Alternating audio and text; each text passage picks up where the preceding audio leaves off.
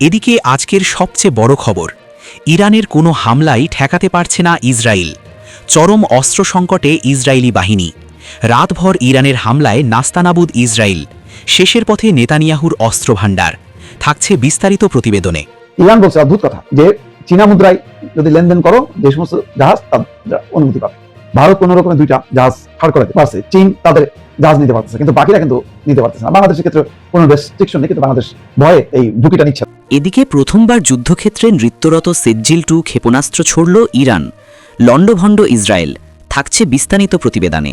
সব ধরনের সামরিক অস্ত্র নিয়ে খেলার জন্য বসে আছেন উত্তর কোরিয়ার শীর্ষ নেতা কিম জং উন, কিন্তু কেউ তাকে খেলায় নিচ্ছে না। উপায় না পেয়ে তিনি নিজে থেকে বোধ হয় খেলার সিদ্ধান্ত নিয়েছেন। আর এসব বার্তা দিয়ে সয়লাভ সামাজিক মাধ্যম। কিন্তু হঠাৎ কি এমন হলো, কিংবা কেনই বা বলছি এমন কথা? দর্শক, ইরান ইসরায়েল আর আমেরিকার যুদ্ধ যখন মধ্যপ্রাচ্য উত্তপ্ত, তখন অন্যরকম খেল দেখালেন উত্তর কোরিয়ার শীর্ষ নেতা কিম জং উন। এদিকে ট্রাম্পের রণতরী মোতায়েনের ডাকে সাড়া নেই মিত্রদের। কঠিন বিপাকে ডোনাল্ড ট্রাম্প। থাকছে বিস্তারিত প্রতিবেদনে। আরো ভয়াবহ রূপ ধারণ করেছে ইরান যুদ্ধ। খার্ক দ্বীপে যুক্তরাষ্ট্রের হামলার পরপরই লাগামছাড়া হয়ে ওঠে আয়াতুল্লাহ বাহিনী। একযোগে মধ্যপ্রাচ্যের 3 দেশের মার্কিন ঘাঁটিতে হামলা চালিয়েছে ইরান। এমন পরিস্থিতিতে খবর এলো যুদ্ধের মধ্যেই এবার সরাসরি ইরানকে আর্থিক ও সামরিক সহায়তা দেবে বিশ্বের অন্যতম পরাশক্তি চীন। সে সঙ্গে যুক্তরাষ্ট্রকে দিয়েছে কঠোর হুঁশিয়ারি। নতুন খামেনির কঠোর নির্দেশে যুক্তরাষ্ট্র ও ইসরায়েলে একের পর এক হামলা চালিয়ে তাদের নাস্তানাবুদ করে দিচ্ছে ইরান। এমনকি তাদের দামি আকাশ প্রতিরক্ষাও গুড়িয়ে দিয়েছে বিপ্লবী গার্ড বাহিনী, যার ফলে শক্তিশালী ক্ষেপণাস্ত্রের আঘাতে তছনছ হচ্ছে ইসরায়েলের গুরুত্বপূর্ণ শহর। এছাড়াও আগাম সতর্ক ব্যবস্থা ধ্বংস হওয়ায় সাইরেন বাজার আগেই আঘাত হানছে ইরানি মিসাইল। ইরানের পরিকল্পনা আর শক্তির কাছে মাথা নত করার অবস্থা তৈরি হলেও এখনও নিজেদের অহংকার বজায় রেখেছে ইহুদিরা। যদিও তারা তাদের ক্ষয়ক্ষতি ও নিহতের আসল সংখ্যা জানতে দিচ্ছে না, তবে বিভিন্ন মাধ্যমে তাদের গোপনীয়তা দিন দিন প্রকাশ পেয়ে যাচ্ছে। এবার ইসরায়েলের এমন দুর্বলতা ফাঁস করলেন মার্কিন কর্মকর্তারা, যা রীতিমতো চমকে ওঠার মতোই। আমেরিকার মতো এবার তাদেরও ইন্টারসেপ্টর বা ক্ষেপণাস্ত্র ধ্বংসকারী প্রতিরোধী মিসাইলের মজুদ আশঙ্কাজনকভাবে কমে গেছে। আর এই বিষয়টি নিশ্চিত করে ওয়াশিংটন ভিত্তিক সংবাদ মাধ্যম সেমাফোর মার্কিন কর্মকর্তাদের বরাতে জানিয়েছে, ইসরায়েলের আকাশ প্রতিরক্ষা ব্যবস্থার মূল শক্তি ইন্টারসেপ্টর ফুরিয়ে আসছে। আর তাতে তারা আতঙ্কিত হয়ে ইতোমধ্যেই আমেরিকাকে জানিয়েছে যেন তাদের প্রয়োজনীয় গোলাবারুদ সরবরাহ করা হয়। মূলত ইসরায়েল গত বছর যখন ইরানের সঙ্গে যুদ্ধ জড়ায়, তখনও তারা ইন্টারসেপ্টরের সংকটে ছিল। আর এবারের যুদ্ধে ধারণাতীতভাবে ইরান লাগাতারভাবে ব্যাপক হামলা চালানোয় তাদের দূরপাল্লার প্রতিরক্ষা ব্যবস্থার মজুদ কার্যত শূন্যের কোঠায় গিয়ে ঠেকেছে। আর তাতে প্রবল চাপের মধ্যে রয়েছে ইহুদিরা। যদিও মার্কিন কর্মকর্তারা তাদের আশ্বাস দিয়ে বলেছেন যে যুক্তরাষ্ট্রের ইন্টারসেপ্টরের কোনো সংকট নেই, আর তারা ইসরায়েলের ইন্টারসেপ্টর কম থাকার কারণের বিষয়টি গুরুত্বের সঙ্গে দেখবেন। ইসরায়েলের আকাশ প্রতিরক্ষা ব্যবস্থার মূল শক্তিই হলো ইন্টারসেপ্টর।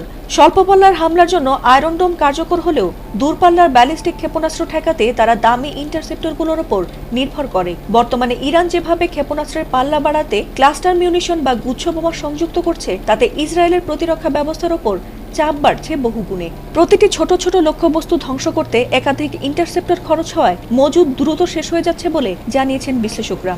এদিকে প্রথমবার যুদ্ধক্ষেত্রে নৃত্যরত সেজ্জিল-2 ক্ষেপণাস্ত্র ছুড়ল ইরান। লণ্ডভণ্ড ইসরায়েল।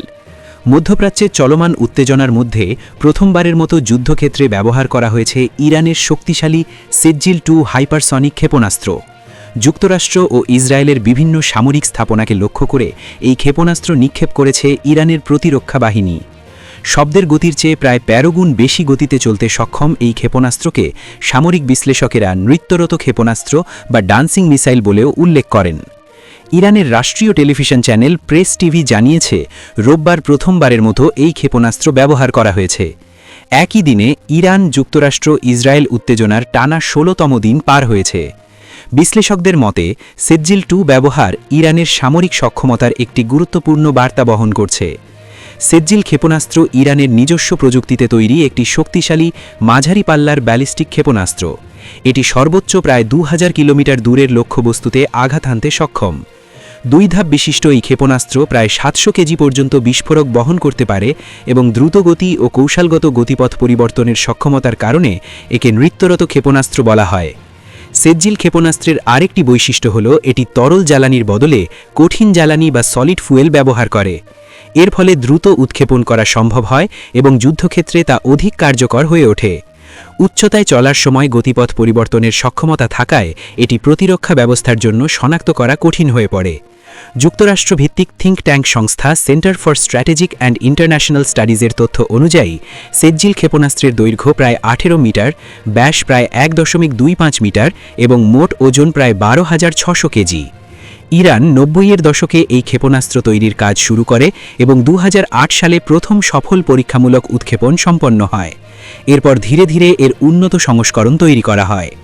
সেজ্জিল ক্ষেপণাস্ত্রের দুটি প্রধান সংস্করণ রয়েছে, সেজ্জিল 1 এবং সেজ্জিল 2। এর মধ্যে সেজ্জিল 1 স্বল্প পাল্লার এবং সেজ্জিল 2 মাঝারি পাল্লার ক্ষেপণাস্ত্র হিসেবে পরিচিত। সর্বশেষ হামলায় ইরান সেজ্জিল 2 সংস্করণ ব্যবহার করেছে বলে জানিয়েছে দেশটির গণমাধ্যম। বিশ্লেষকদের মতে এই ক্ষেপণাস্ত্রের ব্যবহার মধ্যপ্রাচ্যের চলমান সংঘাতকে নতুন মাত্রা দিতে পারে এবং আঞ্চলিক নিরাপত্তা পরিস্থিতিতে আরও উত্তেজনা সৃষ্টি করতে পারে। এদিকে ট্রাম্পের রণতরী মোতায়েনের ডাকে সাড়া নেই মিত্রদের। কঠিন বিপাকে ডোনাল্ড ট্রাম্প। ইরান ও পশ্চিমা বিশ্বের মধ্যকার উত্তেজনা এখন আর কেবল বাগযুদ্ধে সীমাবদ্ধ নেই, বরং তার সরাসরি সংঘাতের দিকে মোড় নিচ্ছে। বিশেষ করে বিশ্বের অন্যতম গুরুত্বপূর্ণ জ্বালানি সরবরাহ পথ হরমুজ প্রণালী বন্ধ হয়ে যাওয়ায় বৈশ্বিক তেল বাজারে চরম অস্থিরতা তৈরি হয়েছে। এমন পরিস্থিতিতে ওই পথে মিত্র দেশগুলোকে নিজেদের যুদ্ধজাহাজ মোতায়েনের আহ্বান জানিয়েছেন মার্কিন নবনির্বাচিত প্রেসিডেন্ট ডোনাল্ড ট্রাম্প। তবে তার এই আহ্বানে মিত্রদের পক্ষ থেকে এখনও মেলেনি কোনো সুনির্দিষ্ট প্রতিশ্রুতি, বরং প্রতিটি দেশই হাঁটছে সতর্ক পথে। শনিবার নিজের সোশ্যাল মিডিয়া প্ল্যাটফর্ম ট্রুথ সোশ্যালে দেওয়া এক পোস্টে ট্রাম্প স্পষ্ট করেন যে যেসব দেশ হরমুজ প্রণালী দিয়ে তেল আমদানি করে সেই পথের নিরাপত্তা নিশ্চিত করার দায়িত্ব তাদেরই নিতে হবে। তিনি চীন, ফ্রান্স, জাপান, দক্ষিণ কোরিয়া ও যুক্তরাজ্যকে সরাসরি এই নিরাপত্তা মিশনে যুক্ত হওয়ার আহ্বান জানান।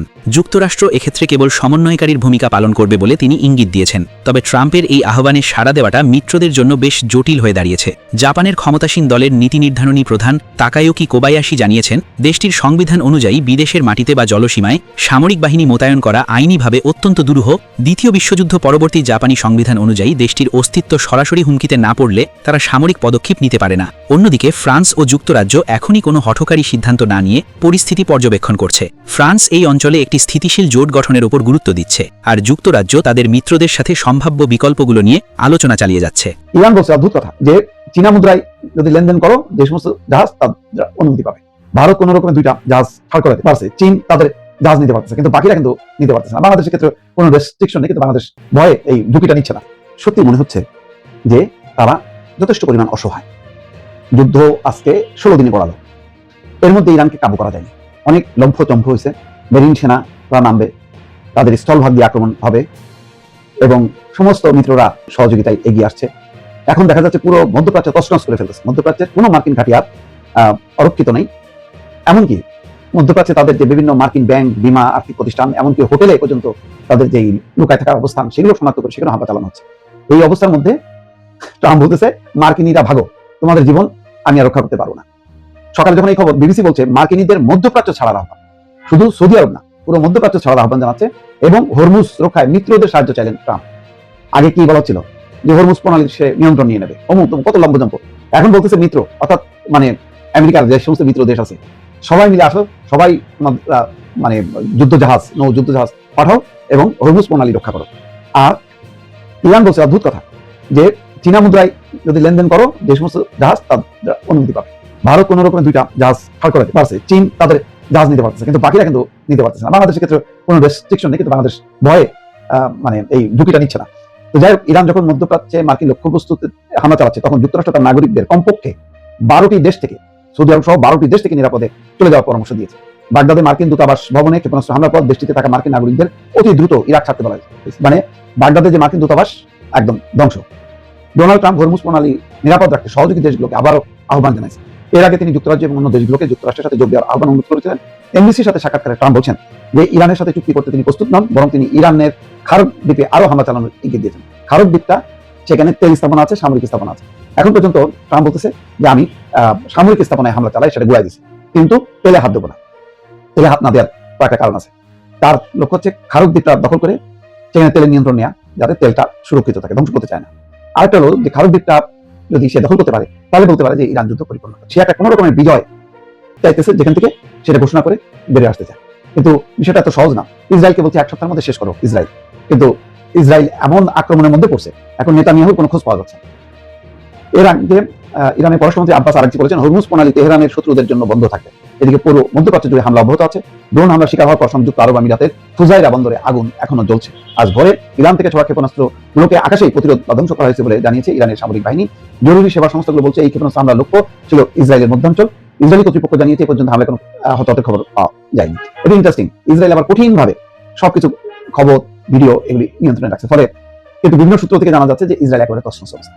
এই হচ্ছে এখনকার পরিস্থিতি। দর্শক, সব ধরনের সামরিক অস্ত্র নিয়ে খেলার জন্য বসে আছেন উত্তর কোরিয়ার শীর্ষ নেতা কিম জং উন, কিন্তু কেউ তাকে খেলায় নিচ্ছে না। উপায় না পেয়ে তিনি নিজে থেকে বোধ হয় খেলার সিদ্ধান্ত নিয়েছেন, আর এসব বার্তা দিয়ে সয়লাভ সামাজিক মাধ্যম। কিন্তু হঠাৎ কি এমন হলো, কিংবা কেনই বা বলছি এমন কথা?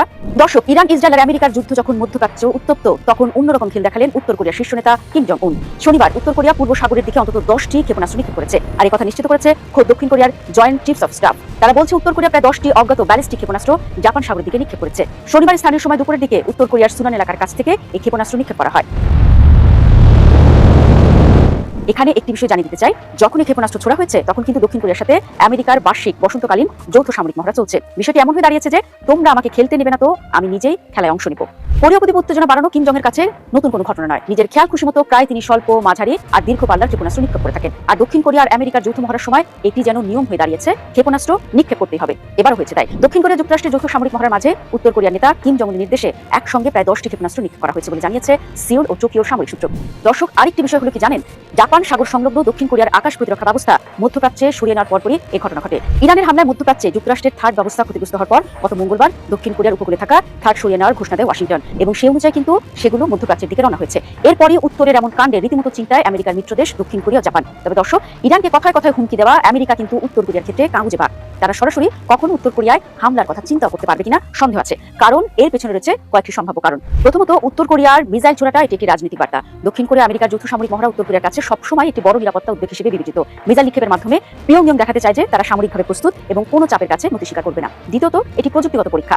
উত্তর কোরিয়া গত কয়েক বছরে তাদের ক্ষেপণাস্ত্র প্রযুক্তিতে উল্লেখযোগ্য অগ্রগতি করেছে। বিভিন্ন ধরনের স্বল্প পাল্লা, মাঝারি পাল্লা এবং আন্তঃমহাদেশীয় ক্ষেপণাস্ত্র উন্নয়নের চেষ্টা তারা চালিয়ে যাচ্ছে। একাধিক মিসাইল একসঙ্গে উৎক্ষেপণ করার মাধ্যমে তারা তাদের অস্ত্র ব্যবস্থার কার্যকারিতা যাচাই করতে পারে। তৃতীয়ত, অভ্যন্তরীণ রাজনীতি। অনেক বিশ্লেষকের মতে উত্তর কোরিয়ার সরকার মাঝে মাঝে বড় ধরনের সামরিক প্রদর্শনের মাধ্যমে দেশের ভেতরে নেতৃত্বের শক্ত অবস্থান তুলে ধরতে চায়। এতে জনগণের কাছে শাসক গোষ্ঠীর ক্ষমতা ও প্রতিরক্ষা সক্ষমতার বার্তা যায়। তাহলে বলাই যায় এই ঘটনা শুধু একটি সামরিক মহড়া বা শক্তি প্রদর্শন হিসেবে দেখলে ভুল হবে। এর পেছনে রয়েছে আঞ্চলিক শক্তির ভারসাম্য, রাজনৈতিক বার্তা এবং আন্তর্জাতিক কূটনীতির জটিল হিসাব। কারণ এই ঘটনার পর দক্ষিণ কোরিয়ার সামরিক বাহিনী উচ্চ সতর্কতায় চলে যায়। তারা জানিয়েছে যে পরিস্থিতি ঘনিষ্ঠভাবে পর্যবেক্ষণ করা হচ্ছে এবং প্রয়োজনে দ্রুত প্রতিক্রিয়া জানানোর প্রস্তুতি রয়েছে। আমেরিকাও এই ঘটনাকে উস্কানিমূলক বলে মন্তব্য করেছে। ওয়াশিংটনের মতে এই ধরনের ক্ষেপণাস্ত্র পরীক্ষা কোরীয় উপদ্বীপে স্থিতিশীলতা নষ্ট করে এবং আঞ্চলিক নিরাপত্তার জন্য হুমকি তৈরি করে। তবে একই সঙ্গে ট্রাম্প প্রশাসন জানিয়েছে তারা কূটনৈতিক পথও খোলা রাখতে চায়। অতীতে একাধিকবার উত্তর কোরিয়ার সঙ্গে আলোচনার মাধ্যমে উত্তেজনা কমানোর চেষ্টা করা হয়েছে, যদিও তা দীর্ঘমেয়াদে খুব বেশি সফল হয়নি। অন্যদিকে উত্তর কোরিয়ার মিসাইল পরীক্ষার ঘটনায় জাপানও গভীর উদ্বেগ প্রকাশ করেছে, কারণ জাপান সাগরের দিকে মিসাইল পড়লে তা সরাসরি জাপানের নিরাপত্তার সঙ্গে জড়িত হয়ে যায়। গত কয়েক বছরে উত্তর কোরিয়া বেশ কিছু ক্ষেপণাস্ত্র জাপানের আকাশ সীমার কাছ দিয়ে উড়ে গেছে বা জাপানের বিশেষ অর্থনৈতিক অঞ্চলের কাছাকাছি গিয়ে পড়েছে। ফলে টোকিও এই ধরনের ঘটনার প্রতি অত্যন্ত সংবেদনশীল।